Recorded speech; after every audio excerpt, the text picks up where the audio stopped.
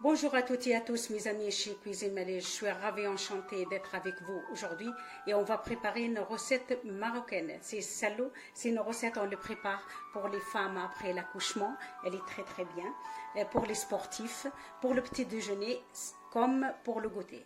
Suivez-moi, c'est une recette extraordinaire.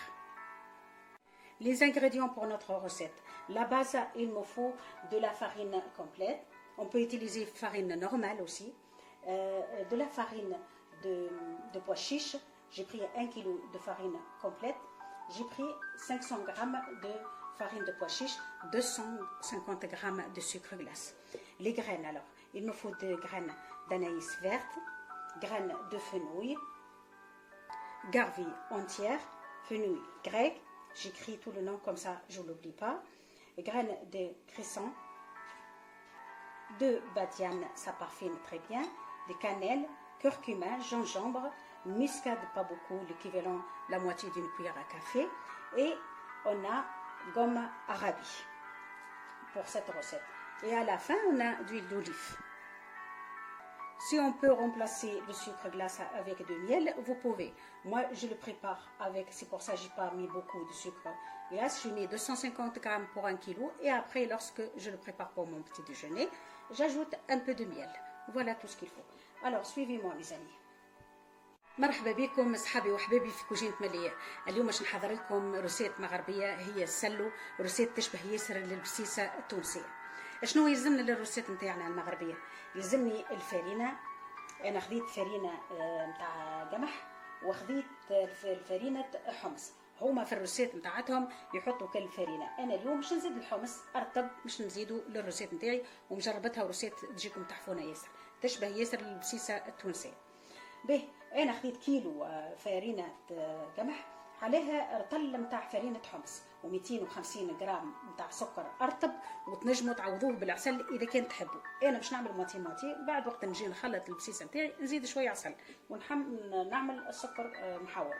وعندنا الزريعه هذه كل شنو يلزمني؟ يلزمني حبه حلاوه، يلزمني بسباس، ويلزمني شويه كرويه، وعندنا الحلبه مرحيه الكل حطيت عليها الاسامي، وعندنا حبه الرشاد، وعندنا هذوما النجوم اللي باديان تعمل الريحه بالكدا كيما هي من عائله البسباس، راح نفس الحكايه اللي باهيه برشا في البسيسه. وعندنا سكين جبير، شويه قرفه، شويه مسكاد، نص مغرفه نتاع مسكاد ما تكفروش، وعندنا الكركم، وعندنا المسكه الحره اذا كان مش مجبورين بها راهي مش موجوده. انا المغاربه يحضروها ياسر في الروسيت هذيا، انا مش نحطها وراهي تبنن ياسر هذيا المسكه الحره هذيا تبنن ياسر اللي جاتو، تعمل بارفان كبيره برشا، وخاصه في الكونفيتور تعطي قيمه ياسر للكونفيتور، تعطيه ريحه خاصه. واذا كان مش متوفره ما تحطوهاش. وعندنا الزيت زيتون، رشه الملح بالطبيعه باش نحطوا شويه ملح في البسيسه نتاعتنا. توا هذه كل نفضتوا بالمنفضه ورجلت اموره، نحيت منه كان ثم غبره ولا ثم حاجه مريقله اموره، ومن بعد توا مش نمشوا نعرجوا هذوما على النار، ومن بعد نشوفوا البقيه. تابعوني روسيت الحقيقه تحفون الاخر. به اول حاجه ناخذ المقله نتاعي باش نعرج الساعه الفارينه نتاعي. Maintenant, je prends ma poêle et on va faire revenir ma farine sur le feu petit à petit jusqu'à qu'elle soit dorée. بشويه بشويه ونعرج الفارينه نتاعي بشويه بشويه. نحط معاها الحلبة هذه زاد كيف كيف مش نعرجها.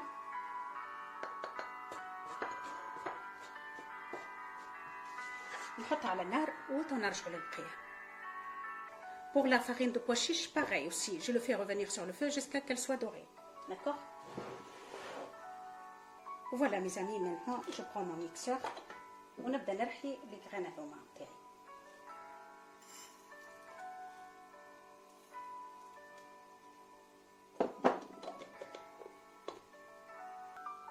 Voilà mes amis, on va le mixer.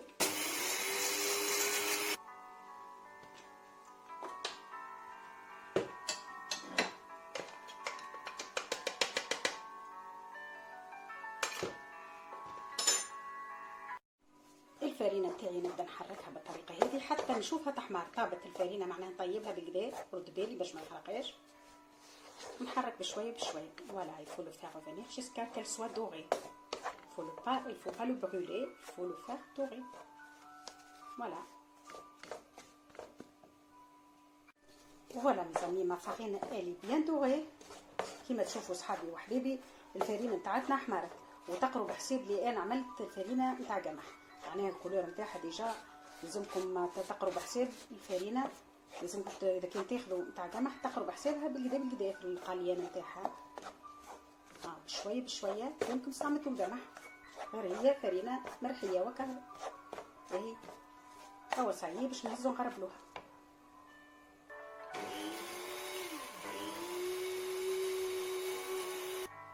الفرينه نتاعتنا كيما شفتوا حاضره. نحط توا غربال ولا صفايه ولا اللي عندي باش نغربلها.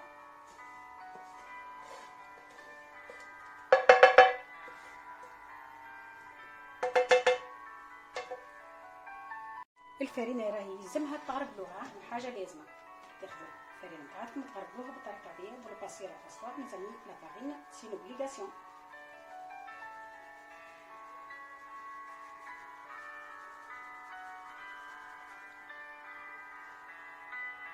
هذايا البقاء ما تحطوش، خاطر هذيك فرينه مش طايبه، زيد تحطوها على النار وتعرجوها. فوالا ميزاني à la fin vous le mettez pas. Qu'est-ce qu'il reste au fond de ma passoire, vous le mettez pas, ou vous le mettez encore sur le feu parce que c'est la farine qui n'est pas cuite. Voilà. ناخذ تو البقاء هذيا حبة الرشيد باش نرفعوها والمسكة الحرة. Voilà mes amis, je prends gomme arabique aussi, on va le mixer. C'est minuscule. Voilà gomme arabique. On va le mixer.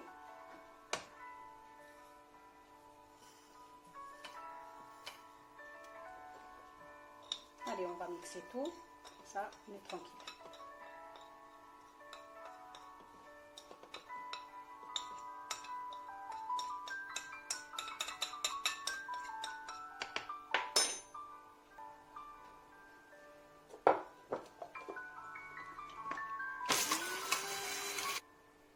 البقيه نتاع الفرينه كيف تو مش نعملوا الفرينه نتاع الحبس نفس الحكايه. Pareil avec la farine de pois chiche mes amis, je le fais revenir jusqu'à qu'elle soit dorée. C'est très simple. تردوا بالكم باش ما تحرقش، عينكم ميزانكم.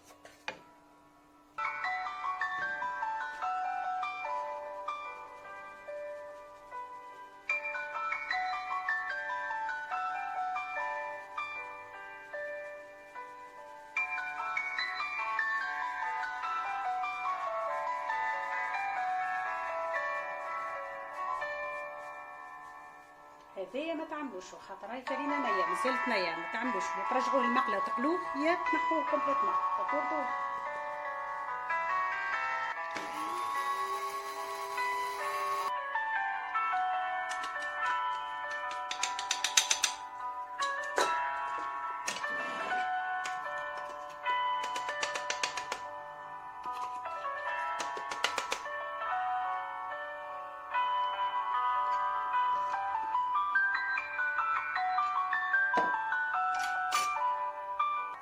فرينة الحمص كيف حضرت كما تشوفوا نفس الحكايه.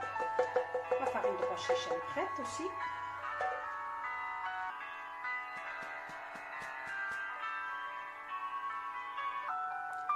Je prends maintenant le sucre. ناخذ السكر المحور هذاك ونغربو زي كيف.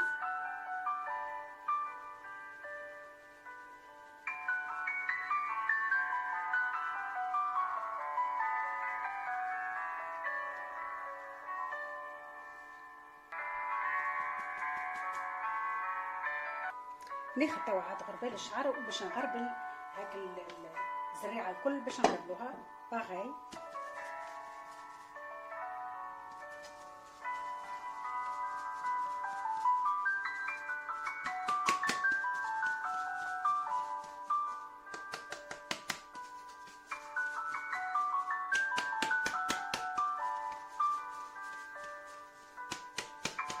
Il faut mes graines, mes amis, qu'elles soient pareilles comme la farine. Elle est mixée pareil comme la farine.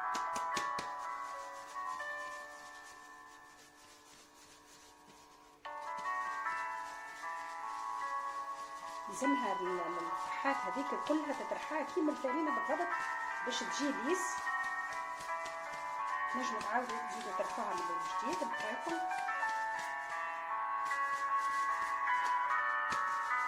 On va le mixer encore.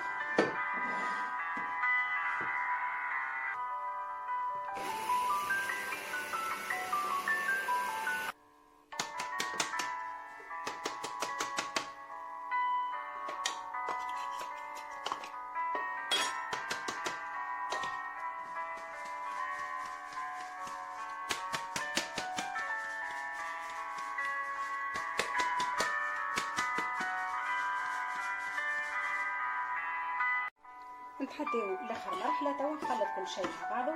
Je mélange tout.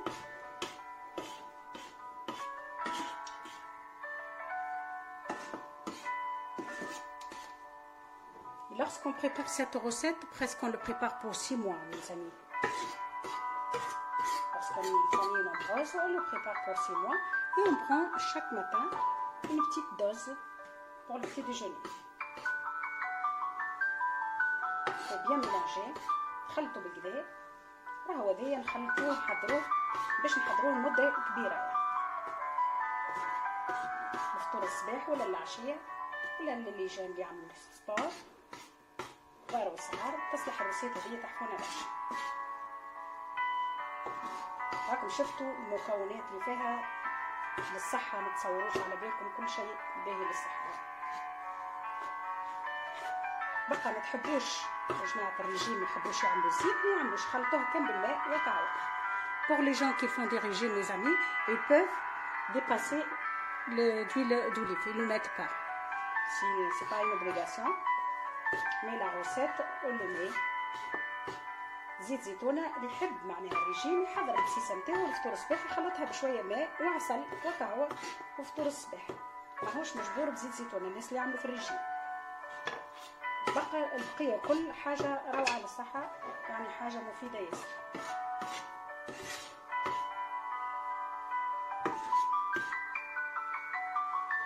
فما شكون ياكلها من غير ما يخلط بالماء، وفما شكون يخلطها بالماء.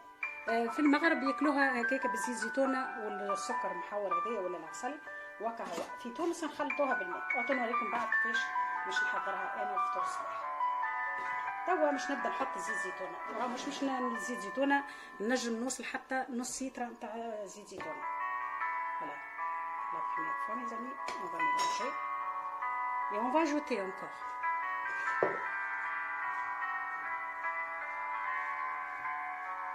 نخلط حتى ونخلط بيدي اللي كان مزن بكدا، ونزيد الزيتونه نزيد شوي بشوي.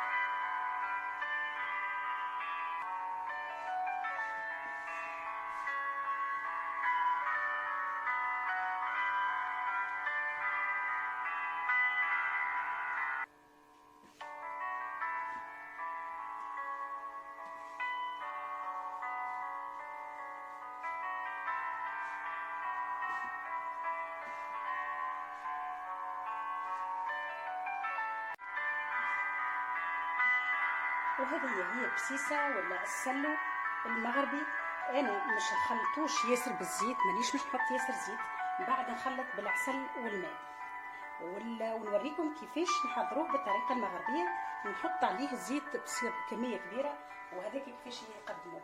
باش نوريكم طريقتين. انا الحقيقه مانيش مش نحط ياسر زيت، مش نعبيه كيما هو، وقت الحاجتي باش نجبد نخلط بالماء والعسل، مانيش حطيتش كميه كبيره نتاع السكر. وتنوريكم الطريقتين، الطريقه التونسيه والطريقه المغربيه. نخلط بالكدا، يلزمني نخلط بالكدا.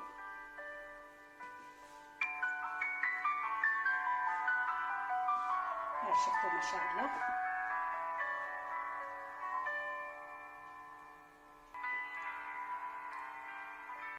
Voilà, mais maintenant mes amis, je vous montre comment au Maroc on le prépare cette recette. On ne va pas prendre beaucoup, je vous montre juste la façon comment on le présente. Puisque moi je ne veux pas beaucoup d'huile d'olive, je le prépare de cette façon. Je le remplis dans le petit bocal. Le jour, le matin ou l'après-midi, lorsque je le veux pour le goûter ou pour le petit déjeuner, je prends une petite dose et je le mélange avec l'eau et un peu de miel. Là, on va le préparer à la façon marocaine. Bon. On va ajouter l'huile d'olive.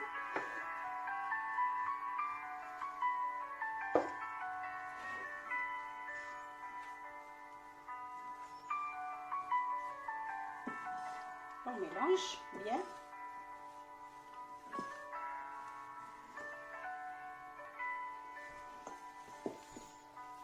هذه هي الطريقة اللي حضروا بها في المغرب. من بعد يزينوا اللي تحبوا انتم باش تزينوا.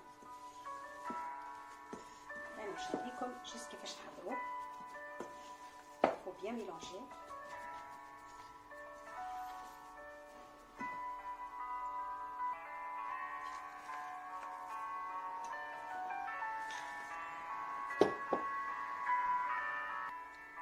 نحضروا زاده بالطريقه هذه، نحطوه في الصباح بالطريقه هذه، قدموه بالطريقه هذه، خاطر ما يلزمش كميه كبيره قويه اللي درجه بالزيت زيتونه كما تعرفوا. Voilà la petite dose pour le matin ou pour l'après-midi.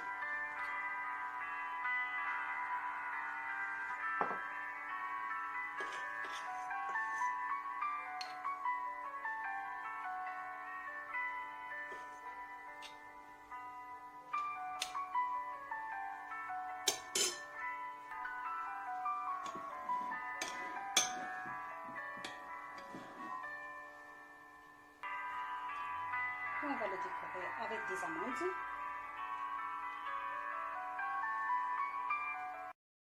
Maintenant mes amis, je vous montre comment moi je le prépare à ma façon cuisinière, comment je le prépare pour le petit déjeuner. Je prends une cuillère de miel, je peux mettre même plus, l'équivalent de 4 cuillères, à peu près 5 cuillères de sel. J'ajoute de l'eau pour le petit déjeuner. C'est une autre façon de le préparer. Et je mélange.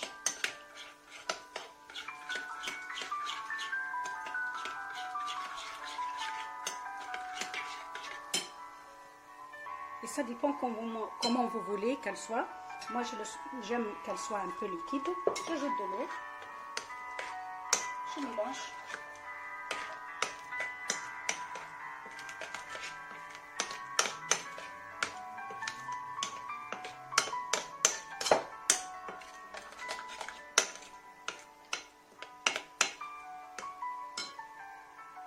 Pareil, je prends toujours des petites doses.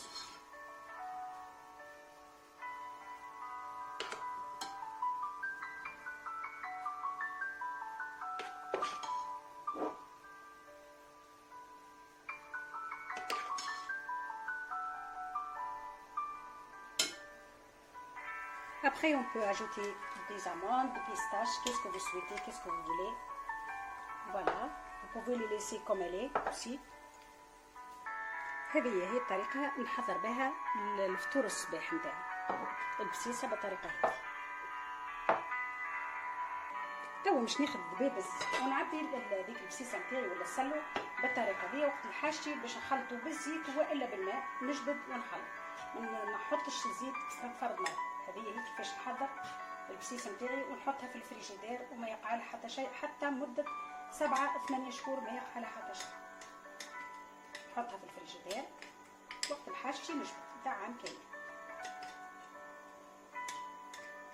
نجمو نحطوها في الكونجيلاتور كي تحبوا تخلوها مده كبيره، نجمو تحطوها في الكونجيلاتور. Moi je le prépare de cette façon, je le mets au frigidaire, lorsque j'ai besoin, je prends. Après j'ajoute de l'huile d'olive ou avec l'eau. Pour les gens qui travaillent aussi, je prends une petite dose, après je le mélange avec l'eau, je le prends au travail avec moi. Même je le mange comme ça, sans mettre de l'eau ni d'huile, rien du tout, c'est parfait. Il y a une cuillère à soupe à peu près.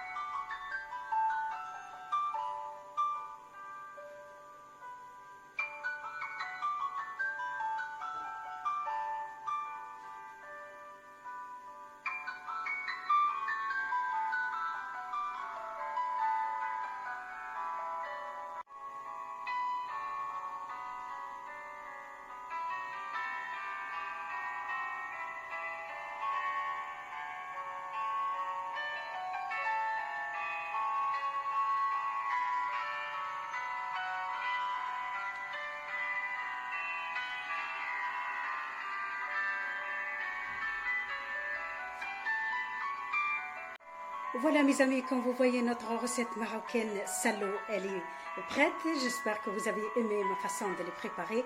N'hésitez pas à vous abonner. Merci beaucoup et à bientôt. Avant de partir mes amis, cette recette je l'ai prise chez Cuisine Mona House. C'est une fille qui prépare des recettes marocaines extraordinaires. N'hésitez pas d'aller la voir. كما شفتوا صحابي وحبايبي الروسيت نتاعتنا حضرت روسيت مغربيه تشرح، روسيت تشبه ياسر البسيسه التونسيه، محسوب كيف ما فماش حتى فرق كبير ياسر. ان شاء الله عجبتكم الطريقه وان شاء الله تجربوها في دياركم. ما تنسيوش تحطوا جيمي اذا كان عجبتكم لي روسيت ولي زيدين نتاعي. وكما شفتوا انا حضرتها لكم الطريقه المغربيه كان بالزيت وكهو يقدموها بالطريقه هذه، وحضرتها لكم كما في تونس نحضروها نزيدوا الماء للبسيسه اذا كان نحبوا. وحضرتها بطريقه ما فيهاش ياسر زيت للناس اللي ما يحبوش الزيوت. حطيت شويه زيت ومن بعد يزيدوا شويه عسل ولا سكر ويخلطوا بالماء وكهو. حطيتها في الدبيبيزات هذاك من صغار اللي كنا نمشيو نخدموا في البير، وعلاش لا نهزوا الدبيبيزه صغيره كيف وخلطوهم في كاس ماء، وباش ما نبقوش نشربوا في حاجات ما تستحقش الحقيقه وما هيش باهيه للصحه. ان شاء الله نتقابلوا في روسيتنا احسن وتبقوا على خير وبسلامه.